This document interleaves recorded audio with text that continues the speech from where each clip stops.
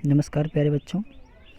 आज हम आप सभी के लिए जो है जनरल अवेयरनेस का कुछ क्वेश्चन लेकर आए हैं और इसमें पिछले नियमों की बात आपको आपके सामने क्वेश्चन रहेंगे और आपको 5 सेकंड का समय दिया जाएगा और 5 सेकंड के बाद हम उसका उत्तर बताएंगे और लास्ट में आप सभी जो है आपने टोटली कितने क्वेश्चन आपके सही हुए उन सभी क्वेश्चनों का जो है कितना आपका गलत हुआ कितना सही हुआ कमेंट बॉक्स में ज़रूर उत्तर दीजिएगा। तो चलिए शुरू करते हैं। हमारा पहला क्वेश्चन है जनरल अवेयरनेस का, निम्न में से कौन सा अप्रत्यक्ष कर है। देखिए आप लोग जानते होंगे प्रत्यक्ष कर क्या होता है और अप्रत्यक्ष कर क्या होता है। देखिए अप्रत्यक्ष कर और प्रत्यक्ष कर ये दोनों बहुत इम्पॉर्टेंट वाले क्वेश्चन हैं। इसके बहुत से ज़्यादा क्वेश्चन पूछे जाते हैं एग्ज़ाम में, बहुत ही ज़्यादा पूछे जाते हैं। तो देखिए इसका आप लोग कुछ कोटेशन भी पढ़े होंगे, हम आपको विस्तृत बता देते हैं। देखिए जैसे आपका जो है अप्रत्यक्ष कर जो होता है इसके अंतर्गत क्या आता है, ध्यान दीजिएगा। अप्रत्यक्ष कर के अंतर्गत आपका आता है पहला उत्पाद कर और अगला कर आता है उत्पाद कर को भी आप समझ सकते हैं प्रोडक्ट वाला, और इसके बाद है बिक्री कर आता है और फिर मनोरंजन कर आता है और फिर सीमा शुल्क आता है, और इसके अंतर्गत और भी ढेर सारे कर आते हैं। तो याद रखिएगा संपत्ति कर ये बहुत इम्पोर्टेंट क्वेश्चन है, हालांकि ये सही नहीं है संपत्ति कर ये आपका ऑप्शन सही नहीं है, लेकिन मैं आपको बताना चाहूँ संपत्ति कर जो है ये पहले आपका अप्रत्यक्ष मतलब जो आपका संपत्ति कर है ये संशोधन के अनुसार जो है इसको आपका जो है प्रत्यक्ष कर में रखा गया है। पहले ये जो है कुछ अलग था। देखिए पूंजी लाभ, आबकारी लाभ और निगम कर ये सारे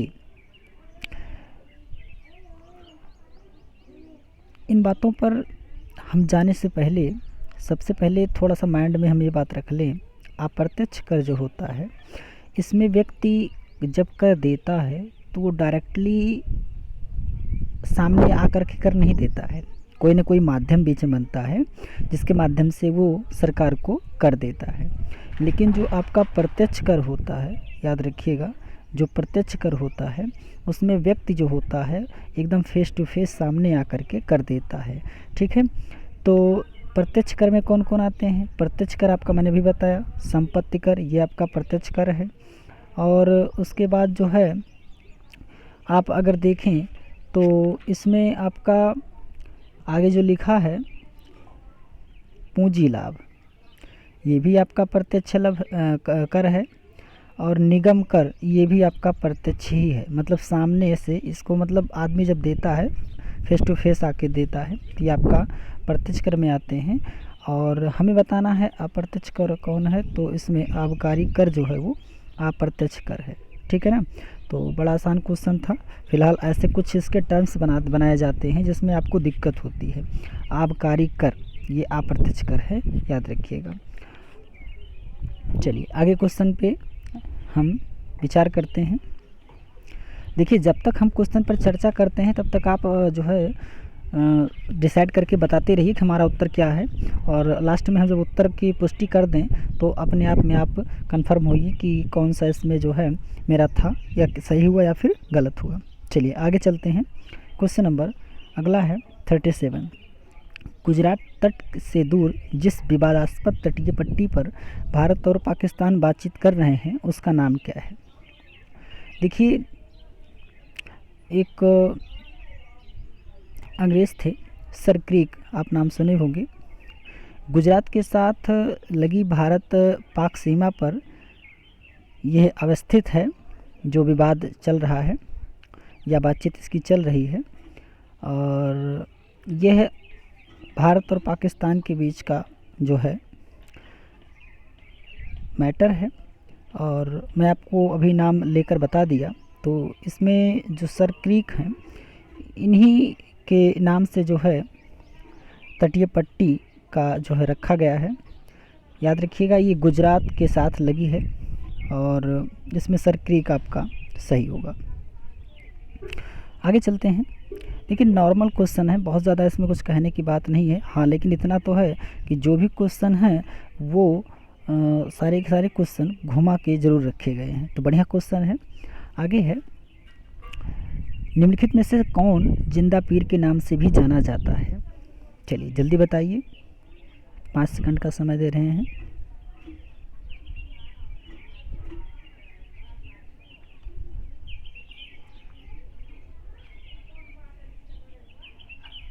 चलिए, अकबर तो होगा नहीं, है ना, अकबर होगा नहीं, शाहजहाँ भी नहीं होगा, और इसमें आपका जहांगीर भी तो नहीं होगा, औरंगज़ेब होगा। ठीक है, ये आपका औरंगज़ेब होगा। जिंदा पीर के नाम से किसे जाना जाता है? औरंगज़ेब को ना जाना जाता है। आगे हम अगर कहें औरंगज़ेब के बारे में कुछ बताना चाहें तो औरंगज़ेब जो था वो कुछ भी जो है दूसरे लोगों पर लागू करना जो चाहता था, उसका पहले स्वयं अभ्यास करता था। उसके व्यक्तिगत जीवन का नैतिक स्तर ऊंचा था तथा वह अपने युग के प्रचलित पापों से दृढ़तापूर्वक अलग रहता था। इस प्रकार उसे समकालीन मुसलमान जिंदा पीर के रूप में मानते थे। ठीक है, तो जिंदा पीर के नाम से कौन सा सही हो जाएगा? Aurangzeb, D option. आगे चलते हैं, क्वेश्चन नंबर 39। निम्नलिखित में से किस दिन राष्ट्रीय एकता दिवस मनाया जाता है? देखिए, हम आपको बता दें कि आपके किसी भी एग्ज़ाम में, आपका एग्ज़ाम कैसा भी हो, उसमें दिवस से संबंधित एक क्वेश्चन ज़रूर पूछा जाएगा। इसको याद रखिए, एक प्रश्न पक्का है कि ज़रूर वो दिवस से संबंधित पूछा जाता है। तो आप प्रयास कर लो कि दिवस से संबंधित जितने भी आपके जो है क्वेश्चन हैं या जितने भी दिवस हैं, और जो कि इम्पोर्टेंट दिवस हैं, सारे दिवस तो आप याद नहीं कर सकते, जो इम्पोर्टेंट दिवस हैं उनको याद कर लीजिए। और इसका ऐसे जो है याद नहीं कीजिए, इसको कंटिन्यू जो है अभ्यास में रखिए, जो है कंटिन्यू देखते रहिए, तभी याद हो पाएगा ये। तो क्वेश्चन 39 है, निम्नलिखित में से किस दिन राष्ट्रीय एकता दिवस मनाया जाता है? बताएं।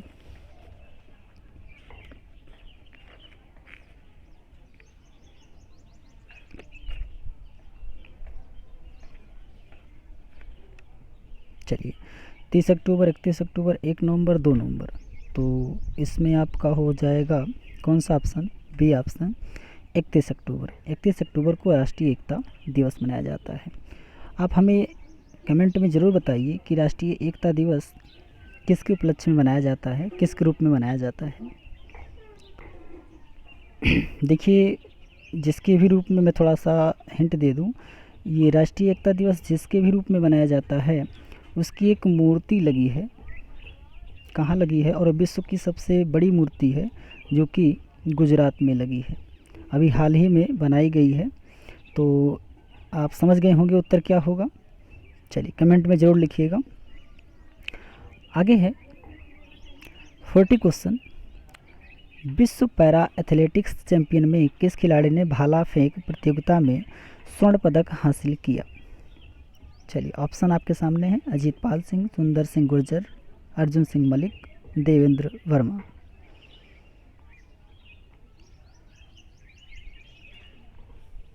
इसमें आपका जो रहेगा सुंदर सिंह गुर्जर रहेगा, बी ऑप्शन रहेगा। और ये जो है 61 इम्पोर्टेंट क्वेश्चन है, 2 मीटर जो है भाला फेंक कर जो है स्वर्ण पदक हासिल किए थे। ठीक है, और आगे क्वेश्चन है आपके सामने 41। हिंदी के किस उत्कृष्ट साहित्यकार को वर्ष 2019 का व्यास सम्मान प्रदान किया गया?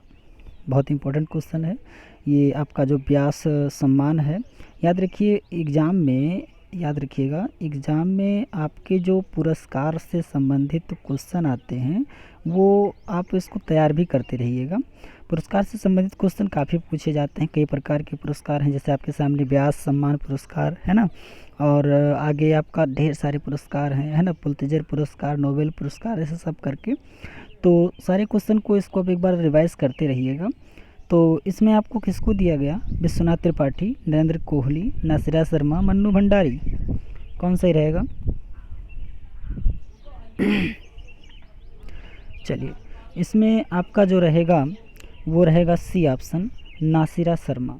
ठीक है, देखिए नासिरा शर्मा को 2019 का व्यास सम्मान प्रदान किया गया।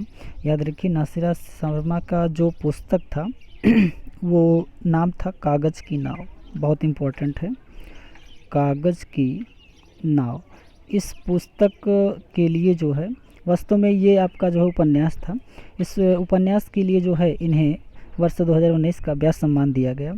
अगर हम आपसे पूछ लें कि ये जो पुरस्कार है, उत्कृष्ट साहित्यकार का जो ये पुरस्कार है यानी व्यास सम्मान जो है, ये कौन देता है, तो आप इसका कमेंट में उत्तर दें कि यह पुरस्कार कौन सा फाउंडेशन देता है।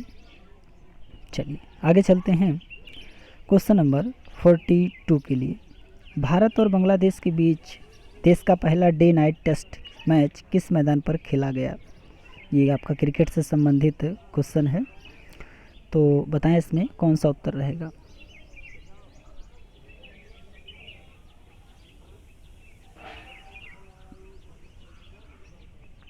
कि थोड़ा सा क्वेश्चन जो है करंट से संबंधित है। चलिए, इसमें आपका रहेगा कोलकाता के ईडन गार्डन, है ना, कौन सा option? C option, Eden Garden stadium में ये जो है खेला गया था। और इसकी खूबी ये थी कि इसमें पिंक गेंद से खेला गया था। जो गेंद होती, गेंद का जो कलर था वो पिंक था, याद रखिएगा गेंद का कलर क्या था? पिंक था, है ना। चलिए आगे चलते हैं क्वेश्चन नंबर 43। निम्नलिखित में से किसे संघ शासित प्रदेश लद्दाख का पहला उपराज्यपाल बनाया गया? GC Murmu, Arvind Tyagi, Vikram Mathur, R K Mathur, जल्दी बताएं।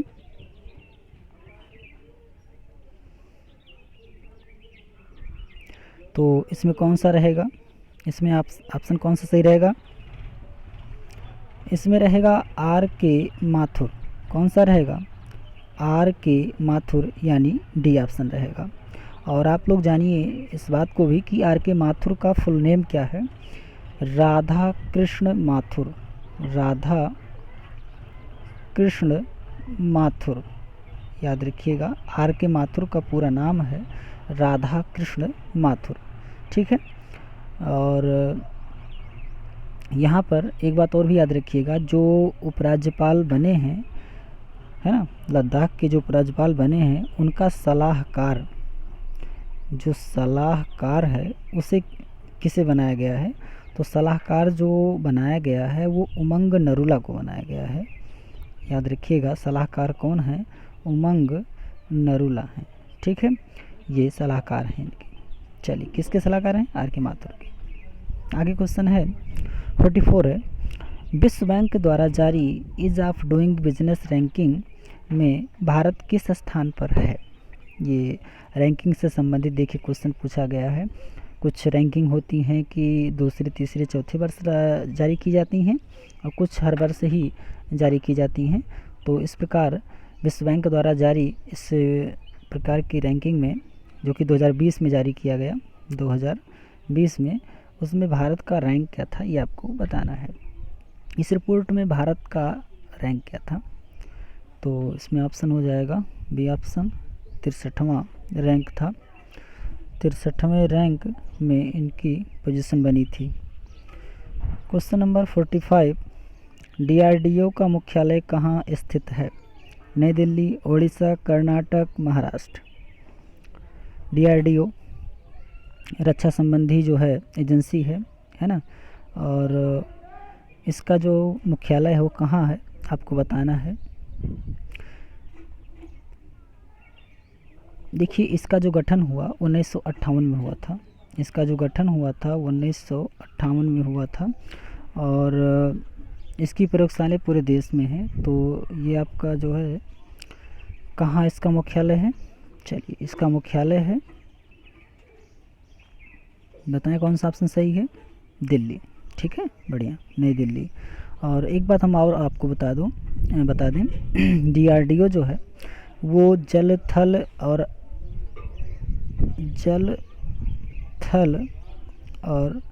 आकाश, याद रखिएगा, जल थल और आकाश तीनों जो है सेवाओं का जो है हथियार बनाता है, जल का और थल का और आकाश का। यानी कह सकते हैं कि जल सेना, थल सेना और जो हमारा आकाश में चलता है विमान, उस सेना का जो हथियार है वो बनाता है। ठीक है, तो आगे चलते हैं क्वेश्चन नंबर 46 के लिए। तराइन की दूसरी लड़ाई में पृथ्वीराज को किसने पराजित किया गया था? देखिए यहाँ जो क्वेश्चन है ना ये बहुत इम्पोर्टेंट है। तराइन से संबंधित या लड़ाई से संबंधित जो है बहुत क्वेश्चन पूछे जाते हैं। लड़ाई किसके बीच हुई थी, कब हुई थी, तो आप ऐसे क्वेश्चन को बढ़िया से तैयार कर लीजिए, है ना, ये बहुत पूछे जाते हैं। तो पृथ्वीराज को किसने पराजित किया था? तो ऑप्शन आपके सामने है, जल्दी बताएं कौन सा सही है।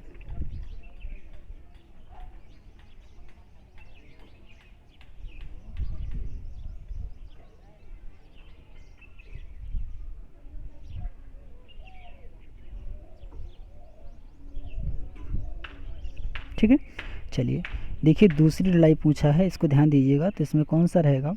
दूसरी लड़ाई जो है में पृथ्वीराज को किसने पराजित किया था? तो याद रखिएगा, पहली बात तो तराइन की जो लड़ाई हुई थी वो 2 लड़ाई हुई थी।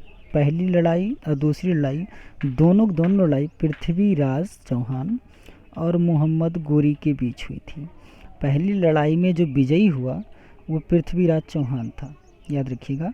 पहली लड़ाई में जो विजयी हुआ था वो पृथ्वीराज चौहान हुआ था, और दूसरी जो लड़ाई हुई थी उसमें विजयी जो हुआ था वो मोहम्मद गोरी हुआ था, याद रखिएगा। दूसरी लड़ाई में जो विजयी हुआ था वो कौन हुआ था? मोहम्मद गोरी हुआ था। ठीक है, तो ये बड़ा इंपॉर्टेंट क्वेश्चन है, याद रखिएगा। तराइन की लड़ाई में ये दोनों जो लड़ाइयाँ हुई थी इनमें पहले में पृथ्वीराज चौहान विजयी हुए थे और दूसरे में मोहम्मद गोरी विजयी हुए थे। ठीक है, और दोनों लड़ाइयाँ पृथ्वीराज चौहान मोहम्मद गोरी के बीच में ही हुई थी। तो आगे चलते हैं क्वेश्चन नंबर 47 के लिए। यूनानियों को भारत से बाहर किसने निकाला था? ऑप्शन आपके सामने है, जल्दी बताएं।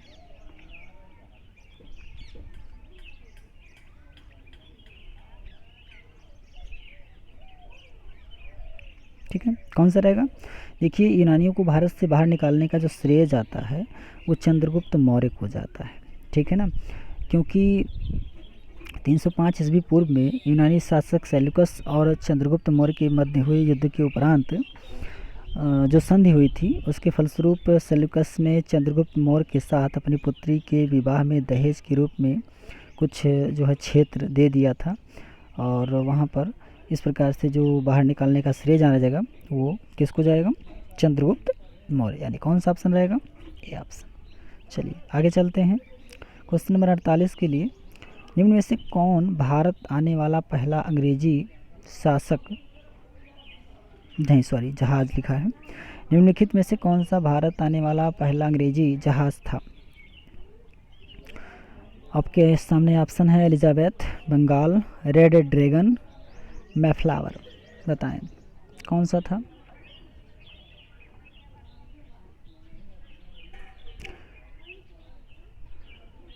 तो यहाँ पर वास्तव में रेड ड्रैगन सही होगा।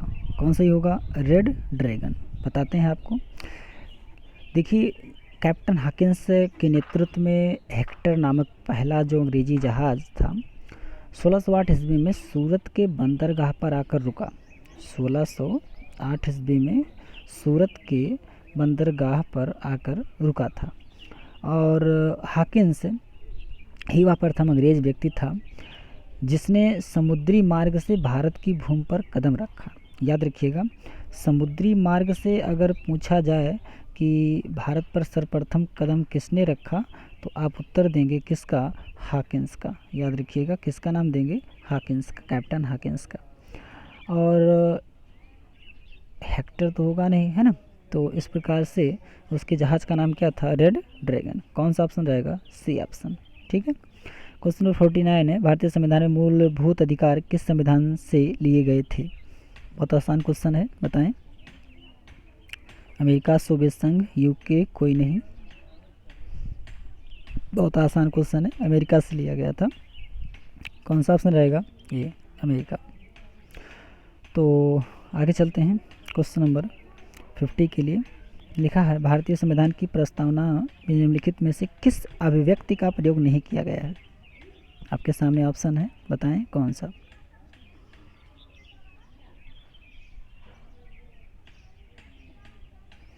इसमें ऑप्शन रहेगा डी वाला, संघीय। कौन रहेगा? संघीय। चलिए आगे चलते हैं। क्वेश्चन नंबर 51 है, स्वतंत्र भारत के प्रथम राष्ट्रपति थे। ये क्वेश्चन बहुत इम्पोर्टेंट है, इससे बहुत क्वेश्चन पूछा गया है। स्वतंत्र भारत के प्रथम राष्ट्रपति कौन थे, है ना।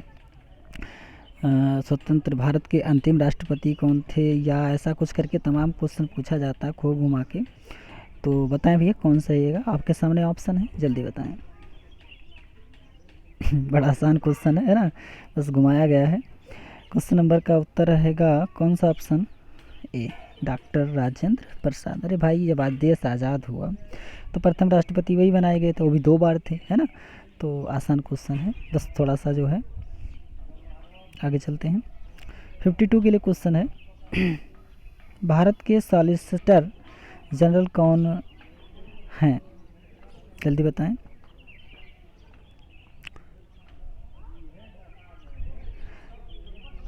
देखिए, भारत के सॉलिसिटर जनरल जो वर्तमान में हैं वो जनरल तुषार मेहता हैं। जनरल तुषार मेहता हैं, परंतु ये जो है ऑप्शन में है नहीं। तो देखिए, यहाँ पर होना चाहिए था भारत के सॉलिसिटर जनरल कौन थे, या ऐसा कुछ करके था। देखिए, यहाँ पर मैं आपको थोड़ा मेंशन कर दूँ, क्वेश्चन में थोड़ा सा कमी है।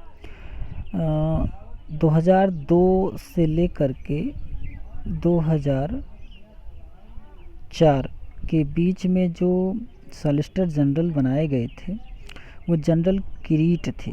जनरल किरीट रावल, अर्थात ये बी ऑप्शन वाले रहेंगे। जनरल किरीट रावल थे। तो यहाँ पर जो इस प्रकार का क्वेश्चन होता तो उसका उत्तर ये बनता। फिलहाल यहाँ पर थोड़ा सा अलग हो गया है। चलिए आगे चलते हैं। 53, भारत का दक्षिणतम बिंदु क्या है? बड़ा आसान क्वेश्चन है, बहुत पूछा जाता है। भारत का दक्षिणतम बिंदु क्या है? ऑप्शन अंडमान निकोबार, इंदिरा पॉइंट, लक्षद्वीप, इनमें से कोई नहीं। कौन होगा? जल्दी बताएं। देखिए, इसमें रहेगा इंदिरा पॉइंट। कौन रहेगा? इंदिरा पॉइंट। इंदिरा पॉइंट दक्षिणतम बिंदु कौन है? इंदिरा पॉइंट। और इसका पूर्व नाम आप जानते होंगे, नहीं जानते होंगे तो हम बता रहे हैं। इंदिरा पॉइंट का जो पहले का नाम था लाहिचिंग, मैं लिख दे रहा हूँ, लाहिचिंग पित्रमेलियन, बड़ा लंबा नाम है, पित्रमेलियन, पित्रमेलियन। और आगे है point parson point, point parson point, मतलब बड़ा लंबा नाम है, मैं फिर से पढ़ देता हूँ। लाहिचिंग, लाहिचिंग पित्रमेलियन पॉइंट पार्सन पॉइंट, है ना, इसका पूर्व नाम था। तो इसमें ऑप्शन कौन रहेगा? बी ऑप्शन रहेगा, इंदिरा पॉइंट। आगे चलते हैं 54 के लिए। 54 में क्वेश्चन है, निम्न में से कौन सी जगह सबसे पूर्व में है? सबसे पूर्व में कौन सी जगह मानी जाती है दिए गए ऑप्शन के अनुसार? तो बताएं जल्दी से। जोरहट, तिनसुकिया, ईटानगर, डिब्रूगढ़, कौन सा रहेगा भैया इसमें? देखिए, ये सबसे पूर्व में अगर देखा जाए तो यहाँ पर तिनसुकिया ही रहेगा। ये असम का सबसे पूर्वी ज़िला है। तिनसुकिया जो है वो असम राज्य जो है, असम राज्य का सबसे पूर्वी ज़िला है तिनसुकिया, है ना। और जो और भी राज्य हैं, लेकिन यहाँ पर असम ही जो है सबसे पूर्व में है, तो असम का ही लिया जाएगा, तिनसुकिया। और हमें आप कमेंट में ये बताएं कि तिनसुकिया कुछ समय पहले, 4-6 साल पहले थोड़ा सा प्रसिद्ध था, मतलब किसी विवाद में था। तो किस विवाद में था आप जल्दी बताएंगे कमेंट में। आगे चलते हैं। क्वेश्चन नंबर 55, टीटागढ़ जाना जाता है। टीटागढ़ कागज़ उद्योग के लिए, सीमेंट उद्योग के लिए, लौह अयस्क उत्पादन के लिए, जूट उद्योग के लिए। चलिए जल्दी बताइए कौन सही है। चलिए इसमें आपका रहेगा कौन सा ऑप्शन, ए ऑप्शन, कागज़ उद्योग। कागज़ उद्योग के लिए प्रसिद्ध है टीटागढ़। और ये कहाँ है भैया, टीटागढ़ कहाँ है, ये आपका जो है पश्चिम बंगाल में है, पश्चिम बंगाल में है, पश्चिम बंगाल में टीटागढ़ है और एक पेपर मिल है। चलिए आगे चलते हैं 56 के लिए। जड़त्व का नियम सर्वप्रथम किसने दिया था, बहुत इम्पोर्टेंट है, बहुत इम्पोर्टेंट है। जड़त्व का जो नियम है वो रिलेटेड है गैलीलियो से। किससे, गैलीलियो से। गैलीलियो ने ही जड़त्व का प्रथम नियम दिया था, बाद में इसका जो है थोड़ा सा सुधार करके न्यूटन ने अपना प्रथम नियम बनाया था। तो इसमें ऑप्शन रहेगा ए, गैलीलियो। क्वेश्चन नंबर 57 है, यांत्रिक ऊर्जा को विद्युत में परिवर्तित करते हैं। बड़ा आसान क्वेश्चन है। यांत्रिक ऊर्जा को विद्युत ऊर्जा में परिवर्तित करते हैं किससे, विद्युत मोटर द्वारा, विद्युत इस्त्री द्वारा, सीसा संचालन द्वारा, विद्युत जनित्र द्वारा। चलिए इसमें कौन सा रहेगा, बहुत आसान है, विद्युत जनित्र, डी ऑप्शन।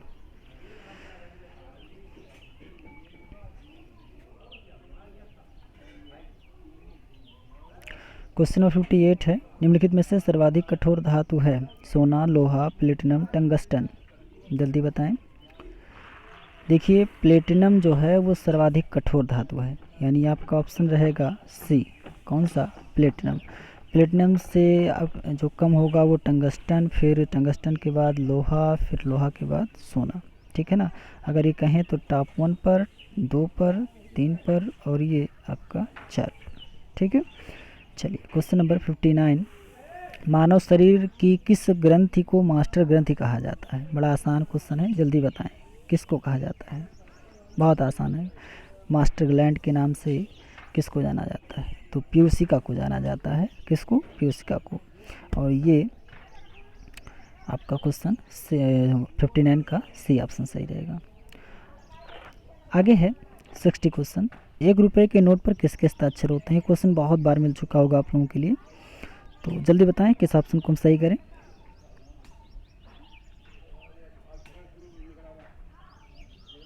चलिए ऑप्शन है ए, वित्त मंत्रालय के सचिव, है ना, वित्त मंत्रालय के सचिव। आगे 61 है, नेशनल स्टॉक एक्सचेंज कहाँ स्थित है। चलिए जल्दी बताइए। इसका मुख्यालय है मुंबई के बांद्रा में, याद रखिएगा, मुंबई के बांद्रा में, बड़ा मशहूर इलाका है मुंबई का बांद्रा।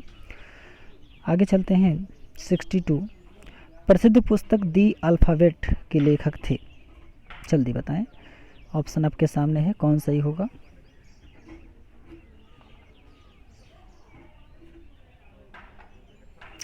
इसमें आपका रहेगा कौन सा ऑप्शन, इसमें रहेगा B option, David डिरिंजर।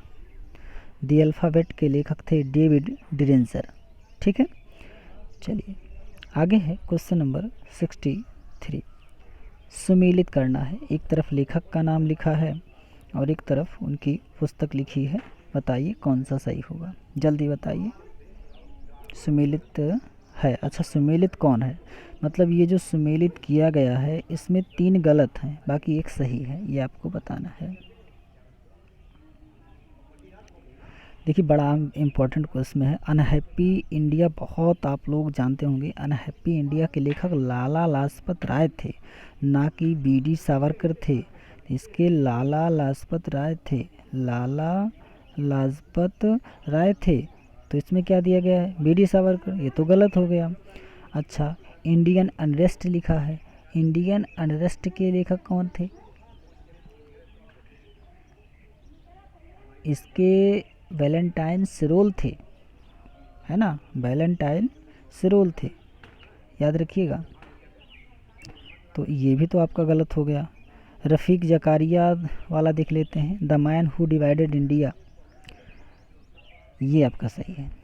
The man who divided India, इसके लेखक रफ़ीक जकारिया हैं।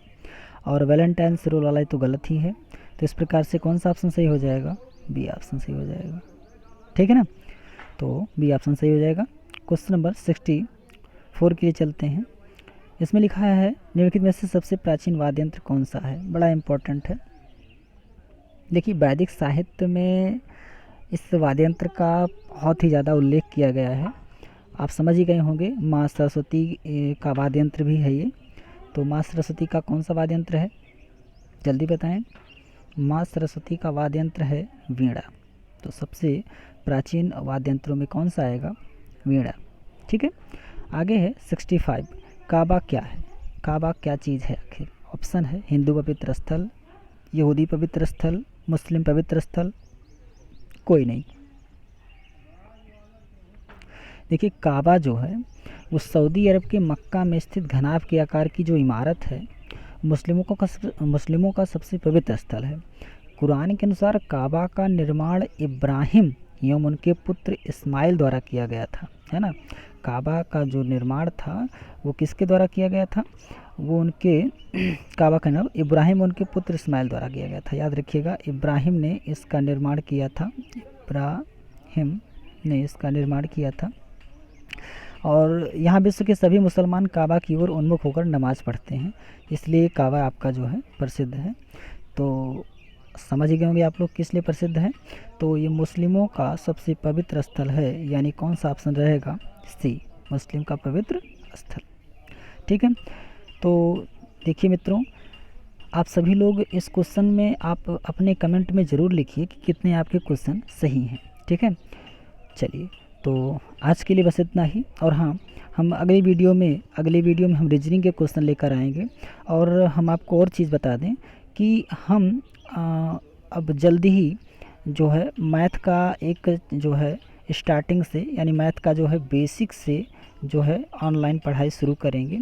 और ये बेसिक से पढ़ाई मैं जल्द ही आप लोगों को जो है टेलीग्राम से और व्हाट्सएप से या फिर यूट्यूब से ही मैं आपको बता दूंगा कि ये मैथ का जो बेसिक लेवल का है जो पढ़ाई आपकी चलेगी, इसका कब स्टार्टिंग हो जाएगा। तो हम आपको इसकी सूचना जो है जल्दी देंगे कि मैथ का बेसिक लेवल कब से तैयार होगा। काफ़ी बच्चे मांग कर रहे थे कि बेसिक लेवल से सर शुरू कीजिए। तो आप सभी लोग बस कुछ ही दिन थोड़ा सा वेट कर लीजिए और जल्दी ही हम आपको सूचना देंगे कि मैथ का बेसिक लेवल किस दिन से शुरू किया जाएगा। तब तक के लिए नमस्कार।